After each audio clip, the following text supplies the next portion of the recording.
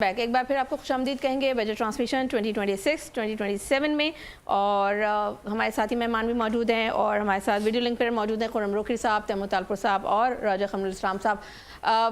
क्योंकि आप tax expert हैं अब्दुल वहाब ईदी साहब, आपसे ये जानना चाहूँगी कि एफबीआर चेयरमैन ने 1000 जो हैं वो गाड़ियाँ अपने अफसरान को दे दी, लेकिन उसके बावजूद हम देख रहे हैं कि जी शॉर्टफॉल है। तो कारकर्दगी अगर बात की जाए तो कारकर्दगी क्यों नहीं है? टैक्स नेट की अगर बात की जाए तो टैक्स नेट का क्या हुआ? देखिए इसमें समझना है वो आपको टैक्स बिजनेस कम्युनिटी बिजनेसमैन जब तक अपना बिजनेस ग्रो नहीं करेगा उसका टैक्स रेवेन्यू उसका टैक्स का जो अमाउंट बढ़ेगा नहीं। ठीक, आपने बजट जो बनाया अगले साल के लिए, इस साल के अगर मैं देखूं कारकर्दगी को 11,000 अरब की आपकी अब तक कलेक्शन हो चुकी है और आपके फाइनेंस मिनिस्टर साहब कहते हैं कि हमारी अब कलेक्शन इस साल के एंड तक 13,000 एक्सपेक्टेड है। ठीक, मैं for the sake of argument इनकी बात मान भी लेता हूँ। नेक्स्ट ईयर के लिए आपने 15,500 अरब का टैक्स कलेक्शन रखा है। ठीक है ना, यानी कि 17% आपका इंक्रीज है टैक्स रेवेन्यू के अंदर और आपका जीडीपी ग्रोथ है वो 3% है। बिल्कुल, बिजनेस ग्रो 3% से हो रहा है आपका और टैक्स आपको चाहिए 17% से एक्स्ट्रा। क्या कैसे पॉसिबल है? This is unrealistic calculation wise देखी जाए, अनरियलिस्टिक कैलकुलेशन है। और उसमें होता क्या है, आप प्रेशर डालते हो एफबीआर के ऑफिसर्स पर कि आप जाएं मार्केट में निकलें, जो आपके बिजनेस कम्युनिटी वाले हैं उनको आप प्रेशराइज करें, उनसे एक्स्ट्रा टैक्स कलेक्ट करें, जो नहीं दे रहा उनके अकाउंट सीज करें, जो अकाउंट में नहीं मिल रहा उनके बिजनेस को सील करें। और इससे आपकी जो रेपुटेशन है एफबीआर की वो और खराब हो रही है। आप आए दिन देख रहे होते हैं, न्यूज़ आ रही होती है फलां दुकानें सील कर दी एफबीआर ने। बल्कि तंजील से मैं ये क्वेश्चन करूंगा, उसके बाद डॉक्टर साहब आपकी तरफ आऊंगा। जरा क्वेश्चन ये है कि अभी एक बड़ी इंटरेस्टिंग न्यूज़ आप लोगों के साथ शेयर करता हूं कि जो एलॉन मस्क साहब हैं, जो बिजनेस करते हैं, उनको पता है कि दुनिया के सबसे बड़े जो है वो बिजनेसमैन उनको समझा जाता है। एक दिन में उनकी जो एस्टिमेटेड अर्निंग रिकॉर्ड की गई है वो कल की तारीख में 274 बिलियंस है। तो कैन यू इमेजिन कि आपके पास जब ऐसे लोग नहीं होंगे तो आपकी इकोनॉमी कैसी चलेगी? क्या कॉन्ग्लोमरेट्स और जाइंट्स को प्रोड्यूस कर सकते हैं आप? ये ज़रा मुझे बता दें कि ये पॉलिसीज़ के साथ आपके पास क्या कॉन्ग्लोमरेट्स आ सकते हैं? तंजील आप बताइए, आपके पास कोई, आपने जब तक जाइंट्स को नहीं प्रोड्यूस करेंगे, लेवरेज नहीं देंगे, जब इन्वेस्टमेंट का इतना बड़ा हराइजन नहीं होगा, इतने बड़े लोग नहीं आएंगे, तो आपकी इकोनॉमी को सपोर्ट कौन करेगा? ये समझा दें मुझे। असल में देखें, इस बजट में मैं आपको बताऊं, ये मुझे ऐसा लगता है टैक्स कलेक्शन रिपोर्ट दी है जी। अगर आपका बजट का मतलब होता है कि मैंने अपनी आवाम के लिए क्या फलाह बहबूद की और बिजनेस सेगमेंट को मैं किस हद तक आगे लेके जा रहा हूं, या हमारे पास कभी भी हमने अपनी ना कॉटेज इंडस्ट्री पे वर्कआउट किया, ना हमने अपने इंडस्ट्रियलिस्ट पे काम किया। जब तक मेरा अपना बिजनेसमैन क्रिएट नहीं होगा, उसका अपना बिजनेस स्ट्रांग नहीं होगा, मैं कहीं भी कुछ भी नहीं कर सकता। इसीलिए हम सबसे पहले जब बजट में बात करते हैं, सबसे पहले बिजनेसमैन के कंस्ट्रेंट्स को आइडेंटिफाई करते हैं कि वो क्या करेंगे। बिजनेसमैन का कंस्ट्रेंट क्या है कि भाई मुझे आप मेरी जो बेसिक नेसेसिटीज हैं आप मुझे पूरी दें, मुझे बिजली दें, मुझे पानी दें, मेरा इंफ्रास्ट्रक्चर अच्छा हो, मेरी जो लॉजिस्टिक्स फराम है वो अच्छी हो, मेरा रॉ मटेरियल आराम से आ सके, मैं उसको फिनिश गुड करके दे सकूं।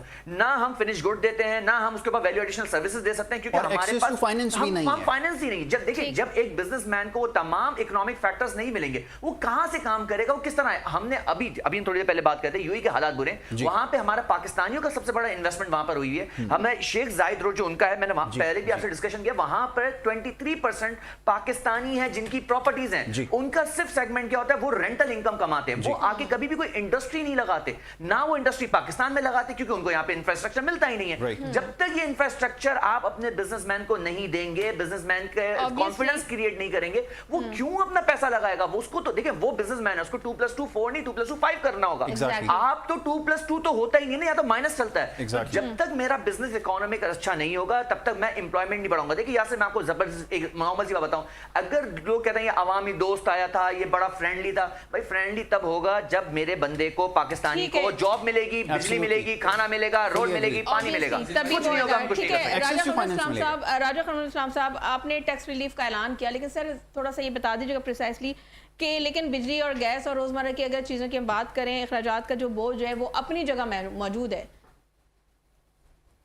जी, वो बिल्कुल मौजूद है। उसकी एक बड़ी वजह अभी फ्यूल प्राइसेस में इजाफा हुआ, लेकिन इसके बावजूद आप देखें कि आज से 2 दिन पहले कोई तकरीबन 1 रुपया शायद 78 पैसे की बिजली की जो रेट्स थे वो उसमें कमी हुई। इससे पहले इंडस्ट्रियलिस्ट के लिए, इंडस्ट्री के लिए एक पैकेज आया था जिसमें कोई 8-9 रुपए के लगभग जो है वो इंडस्ट्री के लिए कमी हुई थी। और ये बात बिल्कुल दुरुस्त है कि जब तक फ्यूल प्राइसेस में कमी नहीं आएगी और हमारा फ्यूल प्राइसेस कम्पिटिटिव नहीं होंगी, دنیا کے ساتھ. تو اس وقت تک ایکسپورٹس بھی ظاہر ہے انہوں نے بھی تو ایکسپورٹر نے بھی تو کمپیٹ کرنا ہوتا ہے. اس طرف حکومت جا رہی ہے. یہ جو میکرو کے ریزلٹس ہوتے ہیں اکانومی کے, یہ ٹرکل ڈاؤن ایفیکٹ تھوڑا سا اس میں تاخیر سے ہوتا ہے, یعنی مائکرو فالوز میکرو. یہ ماہرین معیشت یہاں موجود ہیں, وہ اس بات کو ٹیسٹیفائی کریں گے. صحیح ہے بات, بالکل تو صحیح ہے. حکومت ظاہر ہے رائٹ ڈائریکشن میں جا رہی ہے, سارے انڈیکیٹرز ٹھیک ہیں.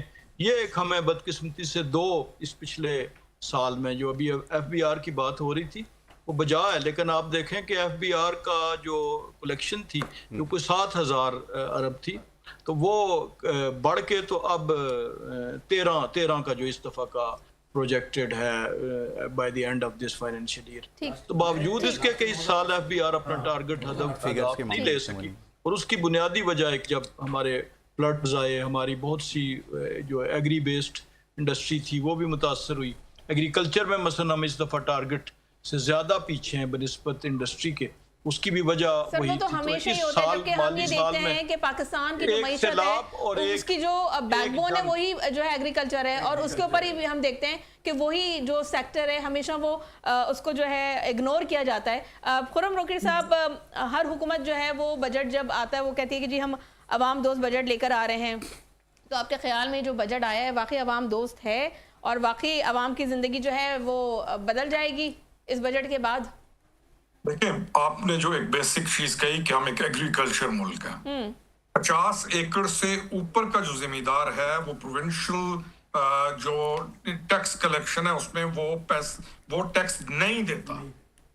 یہ یعنی جو 50 ایکڑ سے بڑا زمیندار ہے وہ آپ کو ٹیکس نہیں دیتا, اور آپ ہیں ایگریکلچر ملک.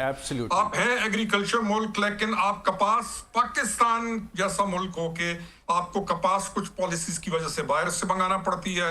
آپ شوگر انڈسٹری کی سر اس میں ریفارمز کیوں نہیں لے کر آتے؟ اس میں میں گزارش میں آپ کی بات کو کنکلوڈ کروں گا تو اس پہ جواب آ جائے گا. ہمیں جو ضرورت ہے, ہمیں اسٹرکٹ ریفارمز کی ضرورت ہے. ٹھیک, جب تک آپ کی بجلی سستی نہیں ہوتی, جب تک آپ کا تیل سستا نہیں ہوتا, کوئی بھی بزنس مین یہاں پہ بزنس نہیں کر سکتا. بالکل ٹھیک. ہمارے نزدیک دکاندار بزنس مین ہے. ہمارا اس وقت جو بزنس ہے, ہر بندہ دکان کھول دیتا ہے, پوری روڈ کے اوپر دکانیں ہیں. ہم یہ سمجھتے ہیں اب جو انڈسٹریل اسمال میڈیم انڈسٹری وہ آپ کے پاس نہیں ہے, کیونکہ آپ افورڈ نہیں کر سکتے. ایک تجویز میں دوں گا, لگے گی ساروں کو عجیب, کہ کوئی ایسی ایک اسکیم لے آئیے جس میں کالا دھن جو ہے, جو ایک ایکسین سے لے کے تمام نے ہو سکتا ہے اربوں خربوں بنایا ہوا, اور یہ جو ڈیول نیشنلٹی ہے, پولیٹیشین تو نہیں رکھ سکتا نا. بالکل, پولیٹیشین نے تو اسمبلی کے اندر جانا ہے, اس کے پاس صرف پاکستان کی نیشنلٹی ہوگی. یہ جو ایف بی آر, یہ ساری جو بیوروکریسی ہے, اور جن کو آپ دعائیں دے رہے ہیں ہم بیٹھ کے, اور کیونکہ پولیٹیشین کمزور ہے اور بیوروکریسی اور یہ ساری چیزیں چل رہی ہیں, یہ جو پیسہ اس ملک سے لوٹ کر باہر جاتا ہے, اس پیسے کو کوئی ایسا کریے کہ بھائی جو بھی لوٹا ہے واپس لے آؤ, تمہیں کچھ نہیں کہا جائے گا. کیا بات, بلکہ تمہیں 2 میڈل بھی دیے جائیں گے. وہی لوگ اقتدار میں ہوتے ہیں جو ملک کا پیسہ لوٹ کے لے کے جاتے ہیں. کس کو پکڑیں گے آپ؟ کیسے پکڑیں گے آپ؟ میرا آپ سے سوال ہے, جو بھی لوٹ کے لے کے گئے وہ جو بھی, اس کو ایک میڈل بھی پہنائیے اور اسے کہیں کہ یار واپس لے آ پاکستان میں پیسہ. بالکل ٹھیک, صحیح پوائنٹ. آپ یقین کریں لوگوں کے گھروں سے اتنا پیسہ نکلے گا کہ آپ کے ملک کے قرضے اتر جائیں گے. ہم نے اصلاحات کی ضرورت ہے. ہمیں لوگوں کے گھروں سے کریک ڈاؤن اگر کریں, آپ کریک ڈاؤن کریں, آپ لوگوں کے گھروں سے ڈالر نکلیں گے. ہمارا جو مسئلہ ہے وہ سب سے بڑا مسئلہ یہ ہے, ہمارا بجٹ, ہمارا جو بجٹ کی پالیسیز ہیں وہ آئی ایم ایف سے ڈیٹیکشن لے کر بنائی جاتی ہیں. اس میں کوئی بھی بزنس مین انوالو ہوتا ہی نہیں ہے, بزنس کمیونٹی کو آپ انوالو کرتے ہی نہیں ہے, کوئی اسٹیک ہولڈر شامل ہی نہیں ہے. ڈیٹیکشن لیتے کیوں؟ ہم ان سے ڈالر چاہیے ہمیں. We are shortage of dollars actually. ہمارے ملک میں جو سب سے زیادہ کمی ہے وہ صرف ڈالرز کی, باقی اور کوئی وسائل کی کمی نہیں ہے. ان کی بات بالکل 100% رائٹ ہے, میں ان سے ایگری کرتا ہوں کہ اس کی اسکیم لائی جائے جس سے ڈالر آئے. فور ایگزامپل, آپ ایکسپورٹ آف سروسز کے اوپر ریپیٹ ڈال دیں 6% کا, 6%. بالکل ٹھیک ہے. یقین کریں گے ایک سال میں 20 سے 25 ارب ڈالر کی فیک آئی ٹی ایکسپورٹ کی. ایف اے ٹی ایف کو کیسے بائی پاس کریں گے, اس کو اگلے پروگرام میں بات کریں گے, کیونکہ بریک کا کہا جا رہا ہے, ہم بریک کی طرف جائیں گے. یہ تو فارمولا ہے. عبدالوہاب صاحب, مجھے بریک کا کہا جا رہا ہے. راجہ خرم الاسلام صاحب آپ کا بے حد شکریہ, خرم روکڑی صاحب آپ کا بے حد شکریہ, اور تیمور تالپور صاحب آپ کا بھی بے حد شکریہ. آپ تینوں مہمانوں کا شکریہ. یہاں لیں گے بریک سے واپس آئیں گے تو پھر یہیں سے گفتگو کا سلسلہ جوڑیں گے. So let's take a short break.